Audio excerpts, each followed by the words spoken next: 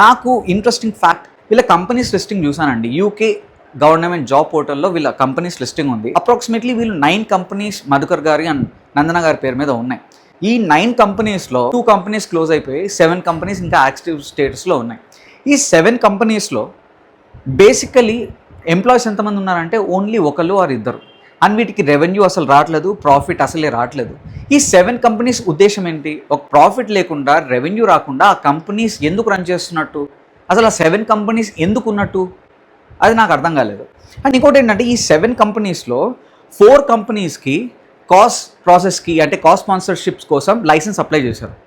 అంటే ఈ 4 కంపెనీస్ నుంచి ఎంతమందికి కాస్ట్ ఇష్యూ చేశారు అన్నది కూడా ఇక్కడ క్వశ్చన్.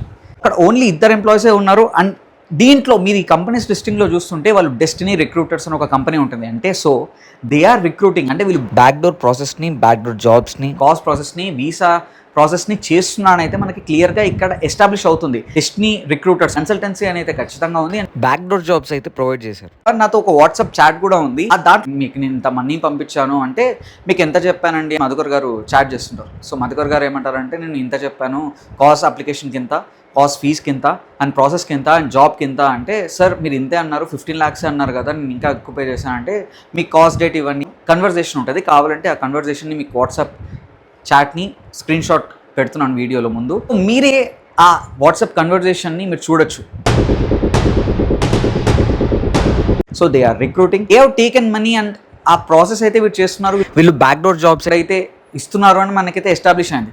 అండ్ వాళ్ళు మనీ తీసుకుంటున్నారు అన్న దానికి నా దగ్గర ఫ్యాక్చువల్ ఎవిడెన్స్ ఇంకోటి ఏముందంటే వాళ్ళు నందన గారికి, మధుకర్ గారికి డబ్బులు పంపిన ట్రాన్సాక్షన్స్ కూడా నాతో ఉన్నాయి.